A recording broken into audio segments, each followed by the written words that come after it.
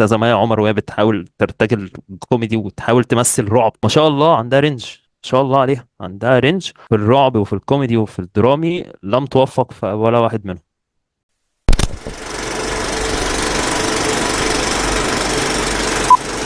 أشغال شقة هو بيتكلم عن حمدي وياسمين، زوجين لسه متجوزين وخلفوا توأم. بعد ما يخلفوا مم. التوأم بيلاقوا ان هم مش هيبقى عندهم القدره ان هم يربوا الاثنين، لان امهاتهم مش هيقدروا يربوا العيال دي معاهم، فبيضطروا يجيبوا شغاله. وكل يوم بنشوف اشغال اللي بتعملها الشغالات دي معاهم في الشقه بتاعتهم في جو من الكوميديا. احنا كنا اتكلمنا عن المسلسل واتكلمنا عن كل شيء عنه، من بطوله هشام ماجد واسماء جلال وشيرين وسلمى محمد علي ومصطفى غريب، كتابه شيرين وخالد دياب، واخراج خالد دياب. المسلسل انتهى وكنا عملنا حلقة هنحطها كده في الايل تشوفوها، الاول انطباع عن الحلقة نص المسلسل. هو مسلسل لطيف.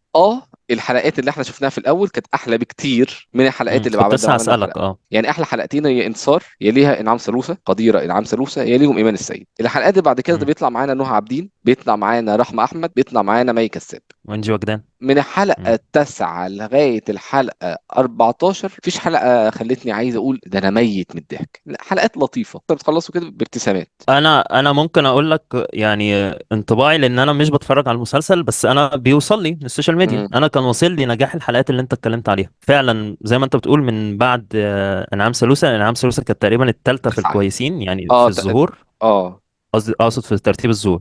لا، من ترتيب الظهور بعديها هي فعلا الرابعة. مفيش حاجه. الرابعة لأن أول اه حد من كان بعديها انتصار. فعلا مفيش حاجه سمعت. تون اتشهرت. وهدى خالص. انزلوبو اتشهرت. هذا تماما، فخلى المسلسل من كوميدي الى مسلسل عائلي لطيف، في شفت حصل في المسلسل. مم. لغايه ما بنوصل للحلقه الاخيره، وهي الحلقه الاذكى في جميع الحلقات، مم. الاذكى من حيث المواقف بتاعتها، وان احنا استرجعنا كل مم. الشخصيات وبقى ليهم دور فعال في المسلسل معانا. مفيش جديد هقدر اقوله عن حلقه الانطباع غير هشام ماجد موفق للغايه، واتمنى ان فيلمه اللي في العيد الصغير فاصل من اللحظات اللذيذه يبقى كده. اسماء جلال اختيار موفق، ان هي اختارتها، وانا بدات اعلى نسبه مشاهده. هي رفضت اعلى نسبه مشاهده عشان تعمل اشغال شقه، وانا بدات اعلى نسبه اه. مشاهده وبقول مم. لاي حد بيتفرج علينا اتفرجوا على اعلى نسبه مشاهده. مفاجاه بالنسبه لي، شفت اول 3 حلقات، مفاجاه مفاجاه. شيرين مم. رهيبه، مصطفى غريب رهيب، ما فيش شيء جديد ممكن الناس نقوله غير ان المسلسل كان بادئ بنغمه عاليه جدا. النغمه دي قلت جامد، ما اقدرش اقول عليه ان هو مش لطيف، لا هو طول الوقت هو محافظ على الشعره دي، ان انا اقدر اقول مم. عليه ان هو مسلسل ما لطيف. وصلتش للرخامه يعني. ما وصلتش للكبير، الكبير متطرف. اه. الحلقه اه. يا حلقه حلوه يا حلقه انا عايز اقفل الكمبيوتر وعايز اشيل كوبس الكهرباء وانام وما اسمعش كلام تاني، عارف اللي هو من كتر السوق، شيء مم. صعب. اشغال الشقه هو محافظ على مينيمم كواليتي كده، انا هخليك مش بتموت من الضحك بس لطيف. حلقه الانطباع، فيا ريت ترجعوا لحلقه الانطباع لان فيها كلام اكتر على اللي احنا الجزء مم. الحلو في المسلسل. هقول بس في الاخر ملخص: اشغال شقه مسلسل لطيف، مسلسل عائلي لطيف، ارشح لاي حد ان هو يتفرج عليه ويديله فرصه حتى لو بعد رمضان. عارف المسلسل بتتفرج عليه وانت بتتغدى. تقييم المسلسل اشغال شقه هو 7 من 10. 7. 7. نعمل افوكاتو. هو 16 حلقة مش 15 حتى. دي محمد سامي عامل فيها بلوت تويست. احنا اتكلمنا عن انطباع اول 5 حلقات من المسلسل، والحقيقة ان من بعدها قلب على هندي. هندي بائس كمان. قلب على كوميدي بائس برضو، يعني حتى النكد اللي فيه كان بائس يعني برضو. مش عارف يعني، زي ما كنت قلت في حلقة الانطباع ان يا جماعة باللفظ والله دي كانت هتبقى معجزة لو السيناريو ده لم نفسه.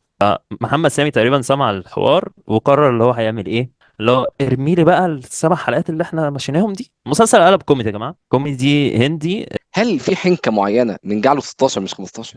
ما برضو هي الحلقه ال15 دي ما ينفعش تبقى اخر حلقه في المسلسل، ولا تنفع تكون حلقه قبل الاخير. ما ينفعش تبقى حلقه. يعني احنا عادي يا جماعه، لو وصلت للحلقه ال14 مش عارف ليه ممكن تعمل كده في نفسك اصلا، روح اتفرج على ال 16 على طول. ما حصلش اي حاجه غير ان مدام نعمه لسبب لا يعلمه الا الله بقت حامل.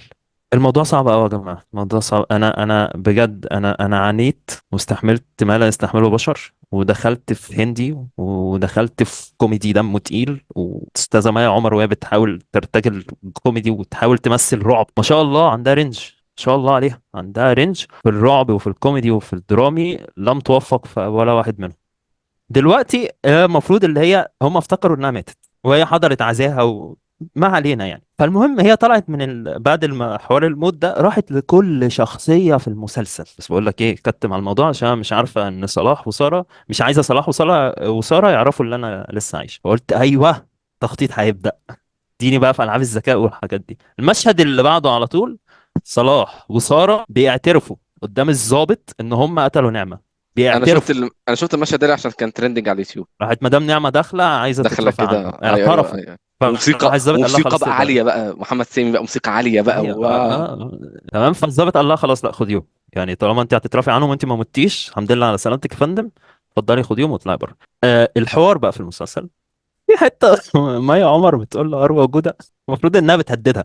اصلا المشهد ده كسكريبت يعني انت ما بتعرفش فيه ايه، هي مي عمر بتظهر لاروى جوده واروى جوده بتتخض. طب هل ده عفرتها؟ لا، ما هي حيه. هل اروى جوده بتتخيل؟ لا، دي زقتها يعني مي عمر زقت عليها باب الحمام. المفروض ان مي عمر بتهددها، يا قلة الادب افتحي بدل ما اقطع لك شعرك بالمقص واحط راسك في الماء المغليه.